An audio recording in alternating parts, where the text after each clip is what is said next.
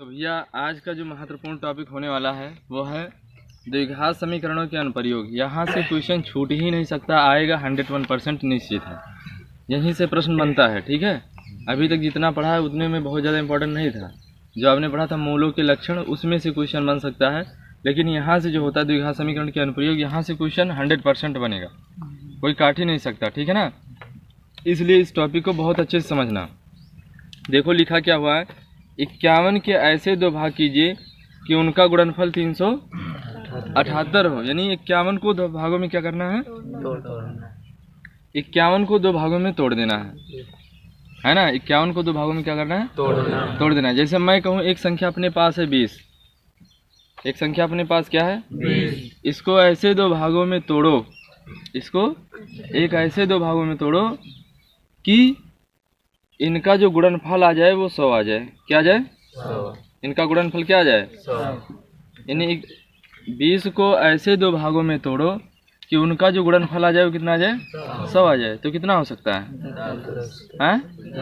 10 और 10 है ना, क्योंकि 10 और 10 जोड़ देंगे तो 20 बन जाएगा, और 10 और 10 का गुणा करेंगे तो 100। ऐसे ही तो द्विघात समीकरण बनाना सीखे थे ना, गुणनखंड करना सीखे थे। वही सेम चीज़ है कि 51 को ऐसे दो भागों में तोड़ना है कि जोड़ें तो क्या आ जाए, उनका गुणनफल 51 आ जाए, और गुणा करें तो क्या हो 378 आ जाए, है ना। 51 को ऐसे दो भागों में तोड़ना है, तो अंदाजुआ तीर ना लगाओ, ये हम मान के द्विघात समीकरण बनाए के तब लगाओ जी।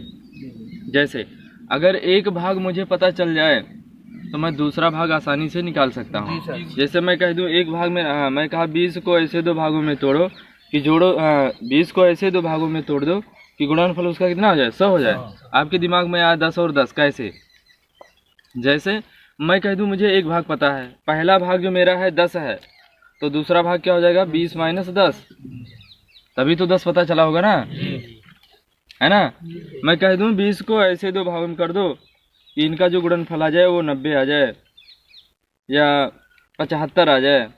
कितना आ जाए, 20 को ऐसे दो भागों में तोड़ दो कि इनका जो गुणनफल आए वो कितना आ जाए 75। तो आपके दिमाग में क्या आएगा, 15 और 5 आ गया। कैसे 15 5 आ गया, कैसे आ गया, क्योंकि अगर एक भाग इसका 15 है तो दूसरा भाग क्या हो जाएगा 20 माइनस 15 होगा कि नहीं होगा, तभी तो 5 आया था। एक भाग पता होगा तो दूसरा भाग हम बड़ी आसानी से निकाल सकते हैं। कैसे, जो दिया रहेगा उसमें से हम उसको क्या करेंगे, हटा देंगे, है ना। समझ में आ गई बात कि नहीं आई। तो वही काम हमें इसमें करना है, ठीक है ना। तो पहला भाग इसका हम मान लेंगे, पहला भाग इसका क्या मान लें, यक्स है, माना पहला भाग क्या है, यक्स है। ध्यान सुनिएगा आप, ऐसे लिखेंगे, माना प्रथम भाग, माना प्रथम भाग यक्स है, तब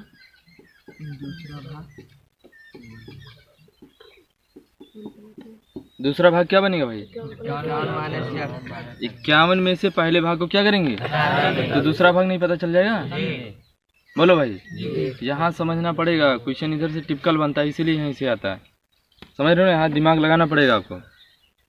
अगर पहला भाग x है तो दूसरा भाग, जैसे मैं बताया था, अगर 20 है और पहला भाग इसका 15 था और 75 लाना था गुणा करके, तो दूसरा भाग क्या हुआ था 15 माइनस 20 माइनस 15, तभी तो बना था ना। तो उसी तरीके से पहला भाग अगर x है तो दूसरा भाग क्या हो जाएगा 51 माइनस x होगा। समझ गए ना। अब लिखेंगे प्रश्नानुसार, ध्यान सुनिए, प्रश्नानुसार क्या कहा है, दोनों का मतलब उनका गुणनफल कितना हो, इसका मतलब किसका किसका गुणा, यक्स का और कितना हो जाएगा, समझ में आ गई बात कि नहीं है, बताओ। इसका गुणा इसमें करोगे तो क्या हो जाएगा,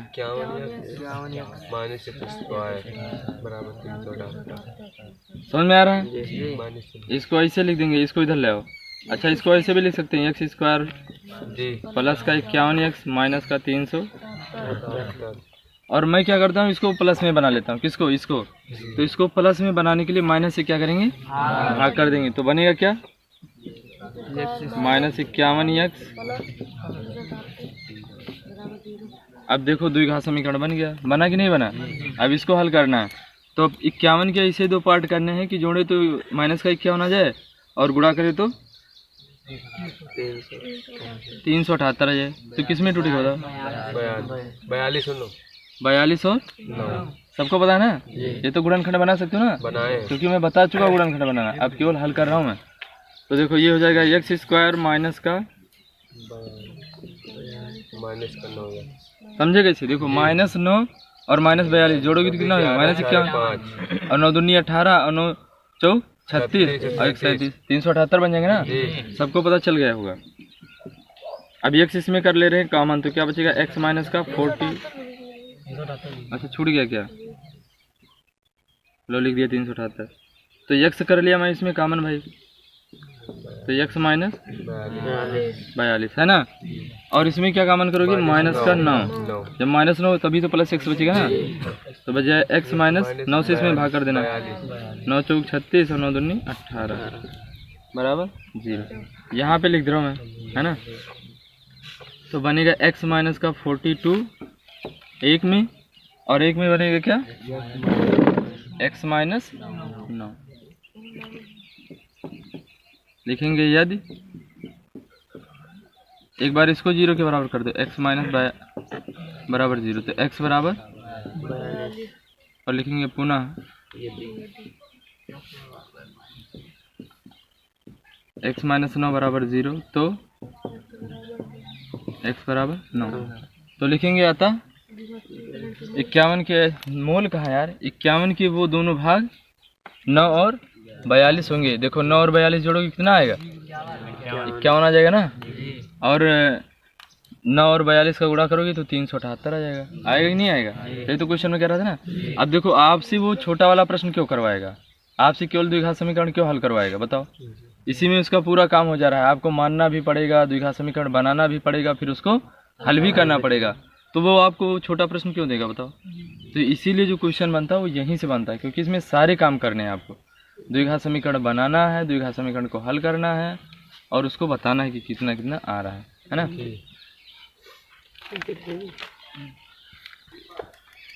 देखो दूसरा क्वेश्चन दिया हुआ है, दो क्रमागत धनात्मक विषम संख्याओं के वर्गों का योगफल 394 है। संख्याएं ज्ञात कीजिए। यानी वो दोनों संख्या कौन सी संख्या है जिनके धनात्मक विषम संख्याएं कौन सी ऐसी दो धनात्मक विषम संख्या है जिनका वर्ग कर दें और वर्ग करके जोड़ दें तो 394 हो जाएगा, है ना? वही दोनों संख्या में ज्ञात करना है। तो लिखेंगे माना पहली धनात्मक क्रमागत विषम संख्या x है, तब दूसरी संख्या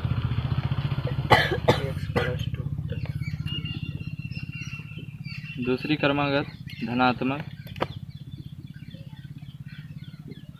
विषम क्रमागत संख्या कौन सी होगी बताओ आप? x+2। कैसे? ये बताया मैंने आपको। कैसे? देखो जैसे अगर पहली संख्या हमारी 9 है, विषम संख्या तो सब जानते हो ना, जो 2 से कट जाए, जैसे 1 3 5 7। तो क्रमागत कैसे निकालते हैं? जैसे 5 की 2 क्रमागत संख्या जब मैं कह दूं 5 की 2 क्रमागत विषम संख्या, तो 7 और 7 के बाद क्या आता है? 9, है ना? इसका मतलब 5 में हमने क्या किया? 2 जोड़ दिया, फिर 7 में 2 जोड़ दिया, फिर इसके बाद मैं और भी निकाल सकता हूँ, है ना? तो अगर पहली संख्या अगर x हो तो जब दूसरी संख्या निकालना होगा तो उसमें 2 जोड़ देंगे, है ना? क्या करेंगे? 2 जोड़ देंगे। अभी पूरा उसी पे डिस्क्रिप्शन बताया पूरा, है ना? 2 जोड़ देंगे, दूसरी धन इतनी होगी, कोई दिक्कत नहीं। अब लिखेंगे प्रश्नानुसार,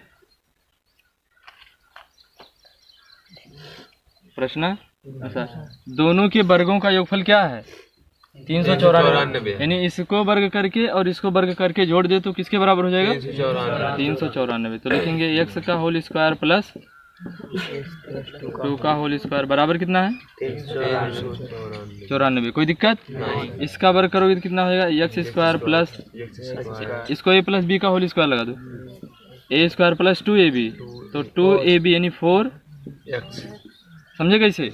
2ab करोगे तो 2 गुणे x गुणे 2, तो 2 दूना 4, और प्लस का भी स्क्वायर नहीं हो जाएगा, 2 का वर्ग 4 नहीं हो जाएगा, 394। अब x स्क्वायर जोड़ लो, टोटल कितना हो गया? प्लस का 4x प्लस का 4, इसको इधर ले आओ, बराबर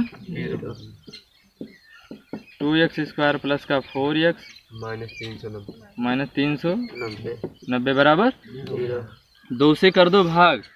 क्या करोगे? 2 से क्यों? क्योंकि 2 से ये भी कट जाएगा, ये भी कट जाएगा और ये भी कट जाएगा, तो बचेगा क्या?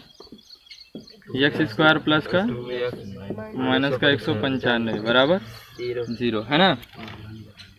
अब इसको ऐसे दो पार्टों में तोड़ना है कि जोड़े तो प्लस का 2 आए, अब गुणनखंड ही तो बनाना है ना, तो ऐसे दो भागों में तोड़ना कि जोड़े तो प्लस 2 है और गुणा करें तो माइनस का 195, तो 15 और 13 बनेगा। क्या बनेगा? 15 और 13 कैसे बनता है वो बताया था, आप इसका फैक्टर कर लेना, अभी पूरा समझा दिया है ना। तो 15 और 13 बच जाएगा, तो ये नहीं हो जाएगा x स्क्वायर प्लस का 15x माइनस का और माइनस का 195 बराबर 0। आप एक काम करो, दोनों में क्या करो? x कर लो कॉमन, तो x प्लस 15 हो जाएगा, और माइनस 13 कर लो इसमें कॉमन, तो x प्लस 15 बराबर 0। इसको मिटा दे रहा हूँ, यहाँ पे लिख दे रहा हूँ, ठीक ना, इसको मिटा दे रहे हैं। अब ये हो जाएगा क्या?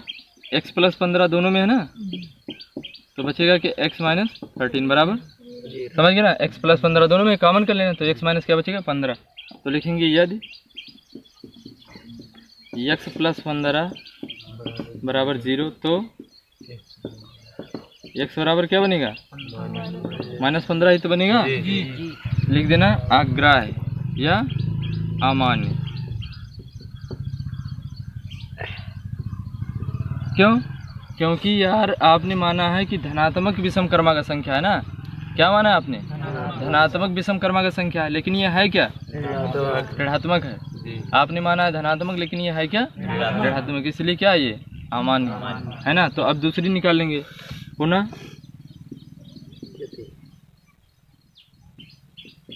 यदि x माइनस 13 बराबर 0, तो x बराबर क्या आएगा? 13। x बराबर आएगा 13। ये मान्य है, क्यों? क्योंकि ये धनात्मक विषम है ना, धनात्मक है कि नहीं है? धनात्मक भी और विषम है। तो पहली क्रमांक संख्या कौन सी हो गई? 13। तो दूसरी क्रमांक संख्या क्या हो जाएगी? भैया यही तो माना था, पहली क्रमांक संख्या x और दूसरी कौन सी थी? x प्लस 2, है ना। तो लिखेंगे अतः दूसरी धनात्मक क्रमांक संख्या, अतः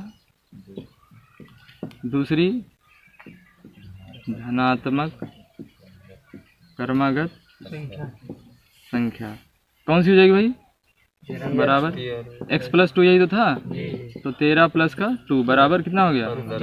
15। तो अतः दोनों क्रमागत संख्याएं क्रमशः 13 और 15 होंगी। लिख ले जाएंगे ना, उसको लिखना है ऐसे, अतः दोनों धनात्मक क्रमागत संख्याएं क्रमशः 13 और 15 होंगी। कोई दिक्कत? अगर आंसर चेक करना है कि आपने जो सवाल लगाया है वो सही है कि गलत है, तो वो भी मैं बता दे रहा हूँ। कैसे? उसने क्या बोला था? उसने बोला था कि दोनों क्रमागत धनात्मक संख्याओं के वर्गों का योगफल कितना है? 394। मैं आंसर चेक कर ले रहा हूँ। तो मेरा कितना था? पहली संख्या कितनी आ गई? 13। और दूसरी संख्या क्या आया है? 15। तो अगर हमारे दोनों क्रमागत संख्याओं के वर्गों का योगफल अगर 394 के बराबर है तो हमारा आंसर सही है, और अगर नहीं बराबर आ रहा है तो हमारा आंसर क्या है? गलत है। तो 13 रही है, 15 15 ही, 225 जोड़ लो आप, 9 5 14 और 6 2 8 8 और 1 9, देखो आ रहा है 394। इसका मतलब हमने जो क्वेश्चन लगाया वो सही है।